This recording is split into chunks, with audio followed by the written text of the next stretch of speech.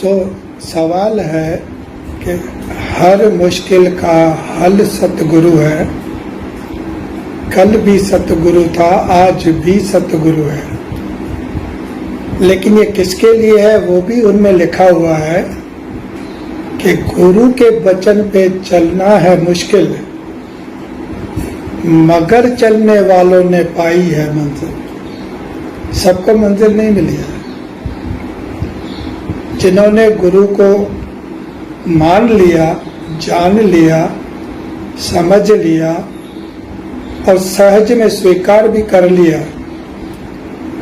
उनके लिए भी आखिर में जवाब दिया है कि जिसका पक्ष करे तो स्वामी, उसकी कदी न होवे हार। जिसका पक्ष करे तो स्वामी, उसकी सदा मौज बहार। अब देखने में जाए तो ये तो बहुत सही बात लग रही है, लेकिन दास कुछ और आपसे कहेगा आज। देखिए, घर जो है 2500, 3000, 4000 फुट का भी होता है और 200 फुट का भी होता है।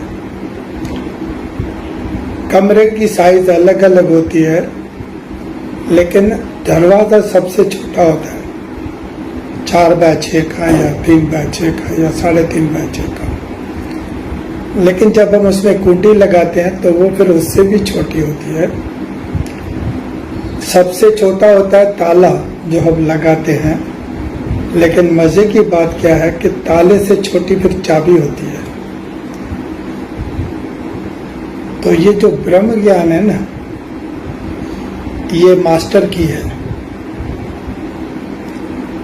बाकी के ताले को अलग अलग चाबी लगती है, लेकिन ब्रह्म ज्ञान की चाबी हर दिल को लगती है, खुल जाएगा।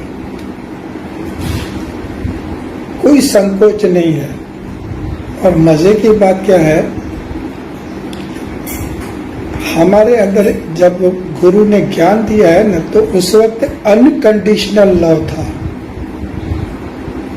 कोई भी महात्मा ऐसा नहीं बोल सकता कि मैंने उनको बोला था कि मैं इसलिए निरंकार का ज्ञान ले रहा हूँ ताकि मुझे कार मिल जाए, मेरे बच्चों की शादी हो जाए, मेरी नौकरी लग जाए या मैं फॉरेन चला जाऊं। ऐसी कोई कंडीशन नहीं थी। आज भी गुरु हमसे अनकंडीशनल लव चाहता है, जिसमें अगर मगर किंतु परंतु में भी में नॉट भी होना चाहिए।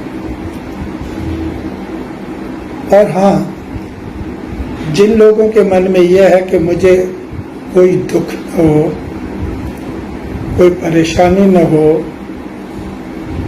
तो मेरे ख्याल से शायद उन्होंने जिंदगी का साज या जिंदगी का अर्थ नहीं समझा है।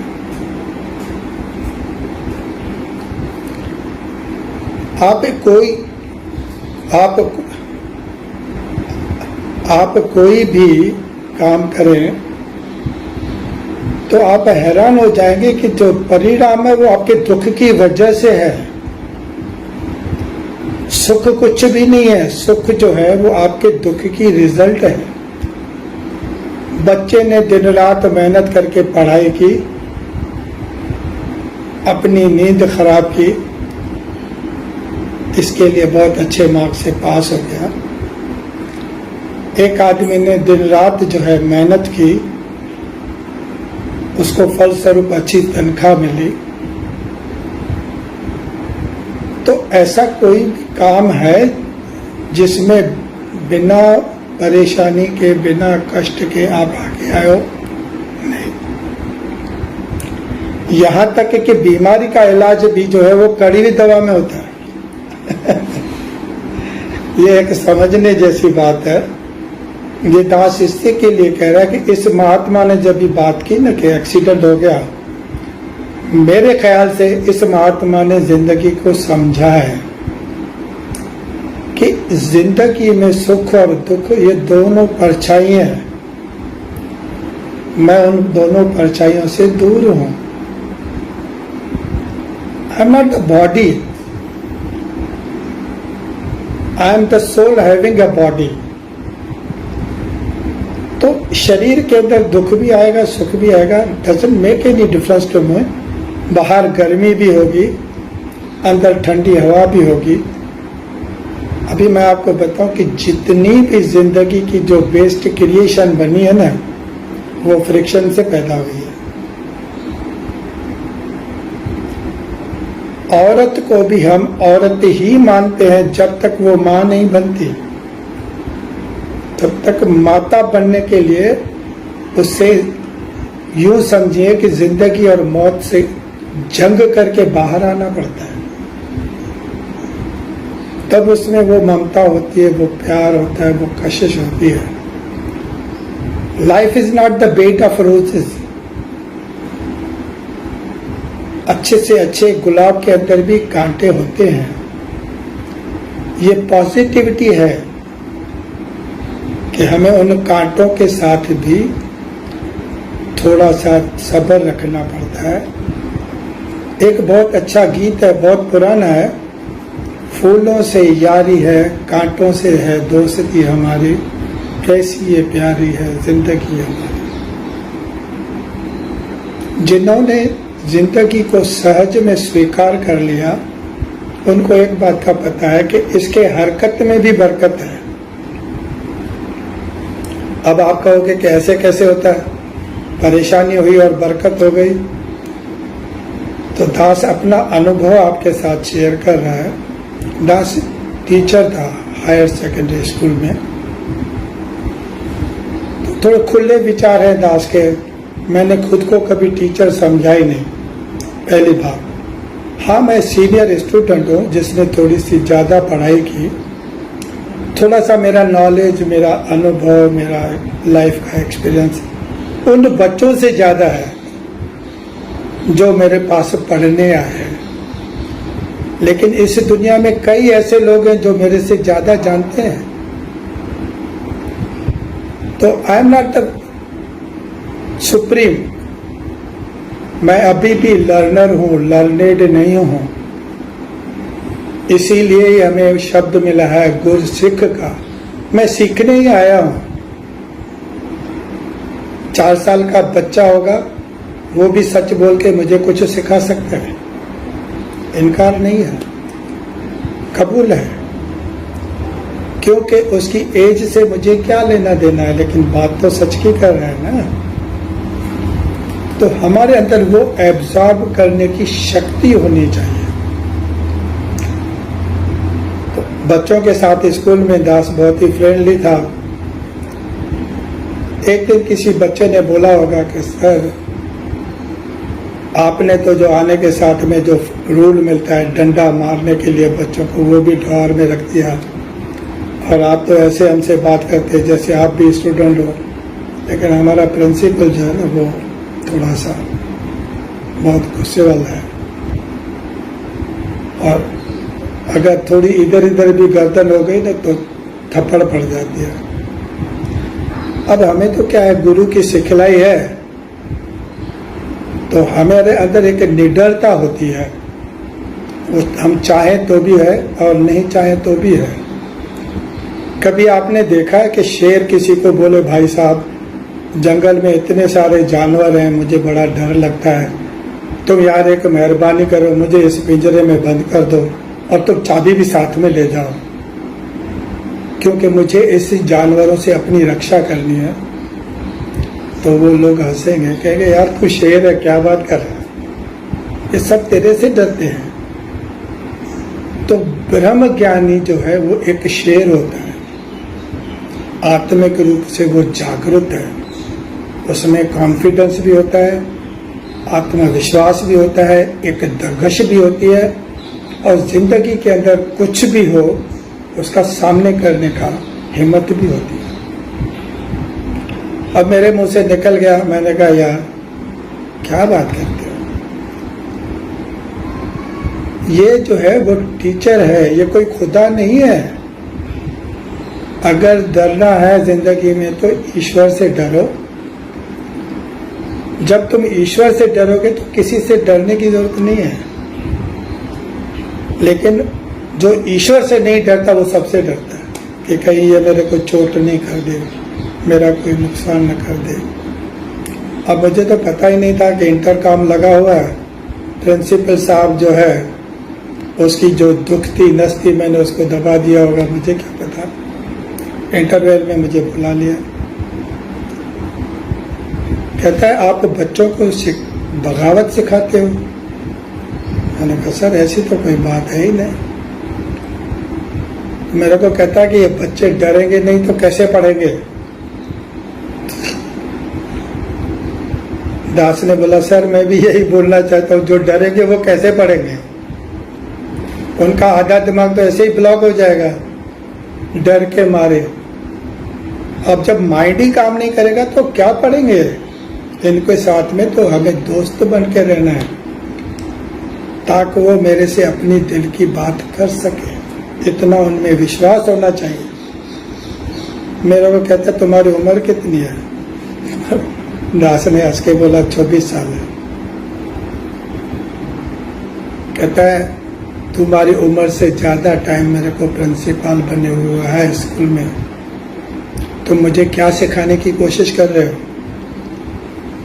अगर मैं चाहूं तो अभी की अभी मैं तुम्हारी जॉब टर्मिनेट कर सकता हूं।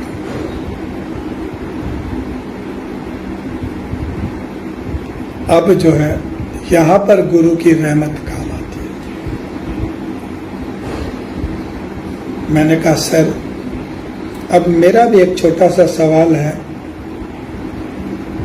कि मैं इस स्कूल में 1 साल से टीचर हूं, चलो मैं मान भी लूं कि आप मेरे अन्नदाता हैं, मेरी रोटी रोजी, मेरा घर, मेरा कारोबार सब आपकी वजह से चल रहा है, ऐसा ना? लेकिन मेरी उम्र तो 24 साल है, तो जो पहले के 23 साल थे वहां पर कहां थे आप? तो सर जो मेरी 23 साल तक रक्षा कर सकता है आगे की जिम्मेदारी उसकी है, आपकी नहीं है। अब आप समझ सकते हो कि फिर क्या हुआ होगा। मेरी जॉब टर्मिनेट कर दी गई। स्कूल के बच्चे, स्कूल के टीचर कहते याद कैसे आती भी हो तुम, सॉरी बोल देते, माफी मांग लेते, अपोलोजाइज करने में क्या फर्क पड़ता है। मैं कहा भाई गलत वो है और माफी मैं मांगू, क्या सच बोलना गुनाह है? मैं नहीं करता। अब हुआ क्या, 6 महीने तक तो फिर मुझे जॉब भी नहीं मिली। और उस जमाने में वे बैक इन 70s में आप समझ सकते हैं कि अगर 536 रुपए की जॉब थी तो वो तो उस वक्त का प्रिंस गिना जाता था। परेशानियों का सामना करना पड़ा। बहुत से लोगों ने मेरे को ये भी कह दिया लो भुगतो, तुमने किया था ना। मैंने कहा नहीं, मुझे मालूम है कि मेरा साहब जो है जिसने मुझे जन्म देने के टाइम पे मेरी माँ के आंचल में दूध भर दिया, आज मेरे को तो दांत है, वो मुझे खाने को भी देगा, मुझे कोई परवाह नहीं। दास को एवरी इंडिया लिमिटेड कंपनी में सेल्स एग्जीक्यूटिव की जॉब मिली। 536 की जगह पे 600 रुपया plus motorcycle plus commission plus daily allowance बहुत कुछ मिला। उसी कंपनी में ही 10 साल तक रहा। तो मेरे लिए तो ये है कि जिंदगी में जब भी मेरे को परेशानी आई है तो मुझे लगता है अब मेरा प्रमोशन होने वाला है। कभी मुझे ऐसा लगा ही नहीं, क्योंकि मेरी हार नहीं हो सकती। ये अहंकार नहीं है, ये विश्वास है। जिससे अर्जुन का सारथी कृष्ण है, वो जंग चाहे 1 से लड़े या हजारों से लड़े, जीत तो उसी की होनी है। आप भी तो अर्जुन हो, आप क्या कम हो गया? तो ये जो आत्मविश्वास है ना, वो आपकी जिंदगी की जड़ है। जब आप मेरे सामने कोई ये कहता है ना कि महापुरुषों मेरा गुरु में बहुत विश्वास है, मैं उससे एक ही बात पूछता हूँ कि तेरा खुद में भरोसा है? अगर नहीं तो तू झूठ बोल रहा है, क्योंकि तू खुद डगमगा रहा है तो तेरा गुरु में विश्वास कैसे हो सकता है? जब तेरी खुद की फाउंडेशन ही मजबूत नहीं है तो गुरु के आगे तो क्या करोगे? एक तरफ तो तू कहता है कि ये मेरा 3 लोक का मालिक है, जानी जाननहार है, सर्जनहार है, फिर उससे सवाल जवाब किस बात का करना? महापुरुषों, मैंने देखा है, अपने आंखों से देखा है, बाबा जी आपकी दया चाहिए, कृपा चाहिए, बख्शिश चाहिए। मैं ऐसा है कपड़े की होलसेल दुकान कर रहा हूँ, रहमत करो कि वो मैं कामयाब हो जाऊँ। और भाई डिसीजन तो तुमने पहले से लेके रख दिया। कहीं ऐसा तो नहीं कि कल गुरु बोले नहीं तो साइकिल की दुकान कर ले, कपड़े की मत कर, फिर क्या करेगा? मान लेगा? तो जब हम शर्तों के साथ गुरु के आगे जाते हैं तो वहां पर हम गुस्सिक नहीं, सौदागर बन के जाते हैं। और जब उसमें हमारी कामयाबी नहीं होती तो हम गुरु को दोष देते हैं। ऐसा कुछ भी नहीं। दास हमेशा एक ही बात कहता है कि मैं तो कभी कभी अवतार वाणी भी पढ़ने बैठा ना, तो मैं शहंशाह के चरणों में पहले अरदास करता हूँ कि मेरे गरीब नवाज किस आनंद के रूप में, किस मौज में, किस धुन में, किस ख्याल में, किस खुदी में तू खोया हुआ होगा, मुझे पता नहीं है। जब ये तूने लिखा होगा, थोड़ी सी समझ मुझे दे कि मैं इस तुम्हारे दिल की आवाज को सुन पाऊं, समझ पाऊं, महसूस कर पाऊं। अगर ये नहीं है तो अवतार वाणी के 376 पेज भी आपने पढ़ लिए तो क्या फर्क पड़ता है कि हाँ भाई मुझे तो पूरा अवतार वाणी याद है, तो क्या फर्क पड़ा? फर्क ये पड़ता है कि एहसास जो है वो हमारी जिंदगी की हकीकत है। अब आप ये भी कहोगे, दास एक बार दिल्ली में आया था, इंद्रपुरी संगत थी, तो दास को जब मौका मिला बोलने का तो दास ने शुरुआत की कि जब दर्द नहीं था सीने में, क्या खाक मजा था जीने में। वहाँ हमारी एक प्रोफेसर साहिबान थी, बहन ने मेरे को बोला आप तो कुछ अलग ही बोलना चाहते हैं। मैंने कहा मेरे इस गुरु ने मुझे समझाया है कि दुख जो है वो नीम के पत्तों की तरह होता है, चबाए जाओ चबाए जाओ चबाए जाओ, उसमें से मिठास बाहर आएगी। पानी जब पियोगे तो पता चल जाएगा कि ये तो मीठा है। Life is beautiful when it is painful. You are nothing to worry about. आप इसको चैलेंज क्यों समझ रहे हो? आप इसको अपॉर्चुनिटी समझो। It's a time to prove your ability, knowledge, confidence, merits, wealth, health, whatever you got, now you can prove it. तो वो निडरता जो है वो गुरु की मेरे रहबर की मेहरबानी है। इसीलिए मैं आज कह सकता हूं कि मुझे जो मिला है वो अनमोल है। और हाँ, दास गुरु से कुछ मांगता है तो भी एक ही दिल में बात रखे, या तो मेरे दिल में समा जा या मुझे अपने दिल में जगह दे दे। अरे हम दो होंगे तो गड़बड़ है ना यार, जब एक होंगे तो फिर क्या है। बहुत से लोग कहते हैं कि देखो गुरु की बात को समझो। मैंने कहा गुरु ने तो मुझे पहले दिन ही समझा दिया कि मैं शरीर नहीं हूं, ये मुझे पहले दिन समझा दिया। अब आप मुझे क्या समझाना चाहते हैं? मुझे तो कह दिया कि ये जो है इन लोग का मालिक जो चारों ओर तुम्हें दिख रहा है, वो ही इस ब्रह्मांड की सर्वशक्तिवान है।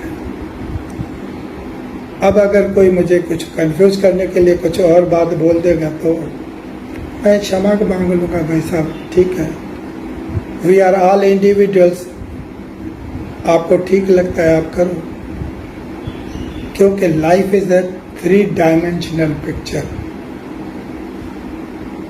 जिस जगह से मैं बैठा हूँ वहाँ से जैसी मुझे दिख रही है वो सही है, लेकिन जो मेरे राइट साइड में है या लेफ्ट में बैठा है उसको भी जो दिख रहा है वो उसके हिसाब से सही है। तो पर्सनैलिटी क्लैश होने का कोई सवाल ही पैदा नहीं होता, कंफ्यूज होने का कोई सवाल ही पैदा नहीं होता। हमें एक दूसरे को समझना है। अभी आप देखिए, मैं आपको बताऊं कि समझना क्या होता है। कनेक्टिविटी, नदी पे आप भी जाते हैं, मैं भी जाता हूँ, मेरे जैसे हजारों लोग जाते होंगे, नहाते हैं, घूमते हैं, ठंडक होते हैं, ये वापस आ जाते हैं। कभी बैठ के उसके साथ यारी तो कर लो। वो नदी आपको बहुत कुछ कहना चाहती है। पहली बात कि अगर तुझ में ठहराव है, तू शांत है, तो ये जो मेरी कल कल की आवाज है ना, मधुर आवाज, तो सुन पाएगा। तो निरंकार से मिलने के लिए पहले पहले तू एक चित्त हो जा। Drop everything. वो कैसे? जैसे हम नहाने जाते हैं ना, तो कभी हम 3 पीस सूट पहन के जाते हैं या टाई लगा के जाते हैं कि भाई मुझे नहाना है, मेरी पर्सनैलिटी तो होनी चाहिए ना। नहीं, जो अननेसेसरी है वो मैं सब उतार के फेंक देता हूँ, because I want to enjoy the shower. Every drop of the shower is giving me something beautiful message. तो ये रब का जो निरंतर रहमत की बरसात हो रही है, अगर आपको उस बरसात का मजा लेना है तो खुद को बुला लें, आराम से बैठ, चल मेरे यार, सब तू चाहता है, मैं टूटी हुई एक नैया हूं, जी चाहे जिधर ले जाओ मुझे, चाहे पार लगा लो नैया को। क्यों? अच्छे अच्छों की जो नैया है, मझधार में तो चलती है, भंवर में तो चलती है, साहिल पे आके डूब जाती है। साहिल तक रक्षा करने वाला आपका ये है। एक बच्चा, जब ये हमारे राजकवि जी है बड़ौदा में आए थे, तब की ये बात दास बता रहा है। दास वो किसी के घर आए हुए थे ग्राउंड फ्लोर पे, दास वहाँ उनको मिलने गया, धन्यकार किए। मैंने कहा बाबा जी एक अरदास है। कहता है हाँ बोलो। मैंने कहा ये सब आपको कह रहे हैं कि आप मेरे घर चलो, और मैं आपसे माफ़ी मांगने आया हूँ कि मैं आपको इनवाइट नहीं कर सकता। क्यों क्यों क्यों, क्या हो गया? मैं कहा दास एक छोटे से फ्लैट में रहता है और सेकंड फ्लोर तक आप सीढ़ी चल के घर चलें, आपको शरीर को थोड़ा सा भी कष्ट पहुंचे, वो दुआ मेरे किस काम की? तो आप मुझे यहीं पे दुआ दे दो। उन्होंने मुझे हग कर लिया, कहता तेरे प्यार में तो मैं चौथे माड़े चढ़ जाऊं यार।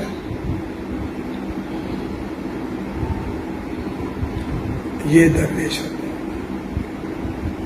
वो घर आया, नाचा, झूमा, खुशियां बांटी, अरदास की। लेकिन जब दूसरी बार आया ना, तो हमारे पास डुप्लेक्स बंगलो था। ये सब कुछ दे सकता है। और जैसे दास ने बिगनिंग में कहा कि आपको इसने मास्टर की दे दी है, खुशियां बांटो, आनंद बांटो, मौज बनाओ, सब कुछ आपको तो दिया है। जैसे अभी सब अगर पूरा हो रहा है तो दास साहब से इजाजत लेगा कि ये जो कहा गया है वो सही है कि अल्लाह मेरे मौला तेरे नाल मौज बार। और अगर मौज बार नहीं भी है तो क्या करो? मौज लो, रोज लो, नहीं मिले तो खोज लो। ये तो नूरानी नूर है। बातें तो बहुत हैं, लेकिन घूम फिर के आपके चरणों में नतमस्तक होकर दास यही प्रार्थना करेगा कि ये मेरा गरीब नवाज है, इससे यारी कर लो। साथ संगत प्यार से